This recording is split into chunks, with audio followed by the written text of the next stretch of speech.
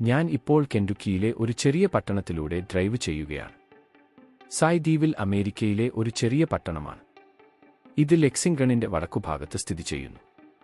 ഇവിടെ ഏകദേശം 300 പേർ താമസിക്കുന്നു, കൂടാതെ വിസ്തീർണം വെറും ഒരു ചതുരശ്ര മൈലാണ്. ഈ പട്ടണം 1800കളിൽ സ്ഥാപിതമായി. റെയിൽവേ വന്നതോടെ ഇത് വേഗത്തിൽ വളർന്നു. ഒരിക്കൽ മൃഗങ്ങൾ കയറ്റുമതി ചെയ്യുന്നതിനുള്ള വലിയ മാർക്കറ്റായിരുന്നു സായ് ദ്വീപിൽ.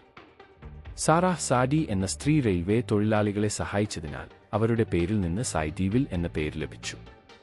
ഇത് ഒരു ശാന്തമായ ഗ്രാമപ്രദേശമാണ്. പ്രകൃതി സൗന്ദര്യം കാണാനും ഔട്ട്ഡോർ പ്രവർത്തനങ്ങൾ ചെയ്യാനുമുള്ള നല്ല സ്ഥലമാണ്. ചെറിയ പട്ടണമാണെങ്കിലും അതിന്റെ ചരിത്രവും സൗന്ദര്യവും സായ് ദ്വീപിലിനെ പ്രത്യേകമാക്കുന്നു. സായ് ദ്വീപിൽ ഇന്ന് റെയിൽവേയുടെ പഴയ ചരിത്രത്തിനും ആധുനിക ഗ്രാമജീവിതത്തിനും ഒരു സ്മാരകമായി നിലകൊള്ളുന്നു.